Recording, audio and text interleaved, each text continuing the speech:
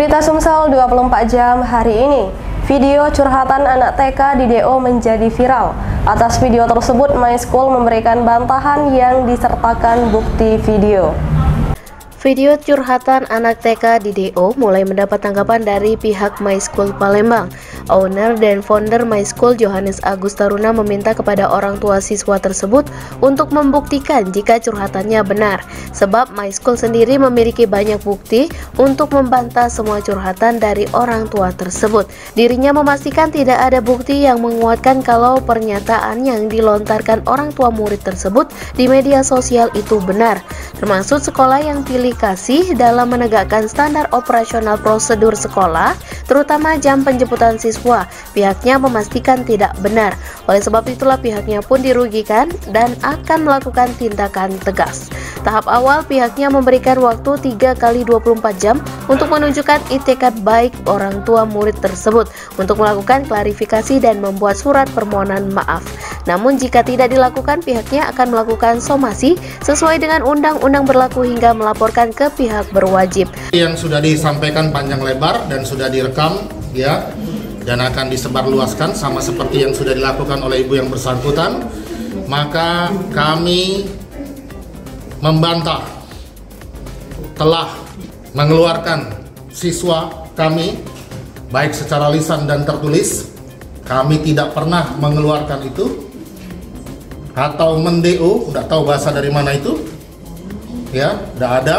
Dan sampai hari ini namanya masih ada di Dapodik Diknas, tercantum di sekolah ini. Jadi mana buktinya? Sekali lagi, mana buktinya bahwa anak tersebut sudah dikeluarkan atau di-DO? Jadi kalau ada buktinya tolong ditunjukkan, jangan seperti menggiring opini. Tadi sudah ditunjukkan semua beberapa rekaman. Jadi hanya beberapa rekaman.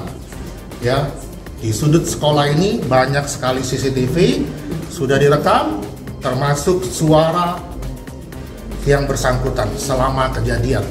Foto-foto, surat-surat terbukti. Reporter Kurniawan, palpress.com. Pemirsa, pembangunan jalan tol Simpang Indralaya Prabu Muli yang dikerjakan sejak 2019 ditargetkan rampung pada akhir 2022, sehingga pada awal tahun 2023 sudah bisa dilakukan uji kelayakan.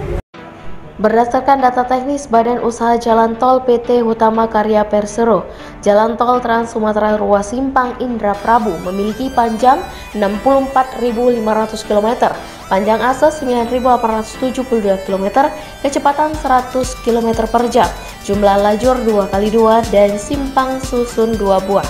Jadi hampir semuanya pekerjaan perkerasan di atas. Jadi ini seperti kita lihat di belakang kita adalah pekerjaan pengaspalan. Jadi kalau lihat struktur, kita nanti pekerjaan embankment, timbunan, yaitu top subgrade. Setelah itu pekerjaan lapis fondasi kita selesaikan. Setelah itu pekerjaan hot mix. Jadi hot mix itu ada 3 lapis, ada pekerjaan AC base, AC binder, kemudian AC wiring.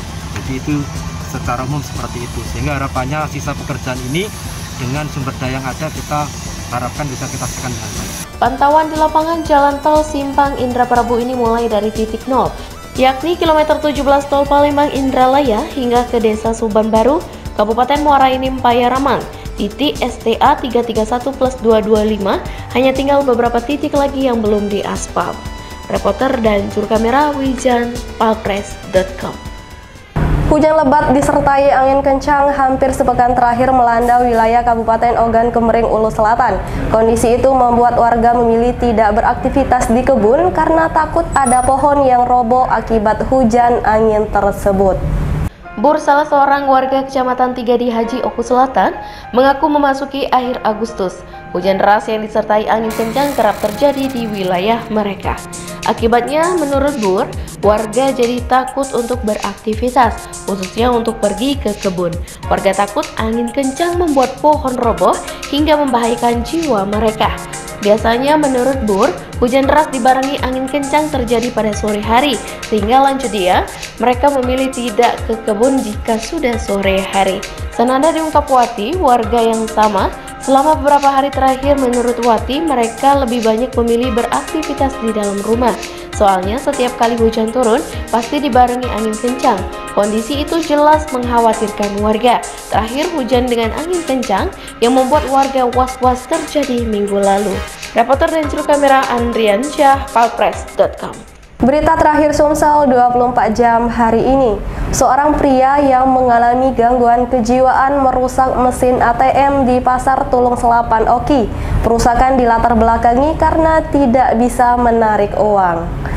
Bayu Segara harus diamankan anggota Polres Oki sebelum menjadi bulanan warga. Pria dengan gangguan kejiwaan ini merusak sejumlah mesin ATM di Pasar Tulung Selapan Oki sekitar pukul 9 malam Rabu kemarin. Kemarahan Bayu dilatar belakangi mesin ATM yang tidak bisa mengeluarkan uang seperti yang diharapkan, walaupun beberapa kali melakukan transaksi tarik tunai.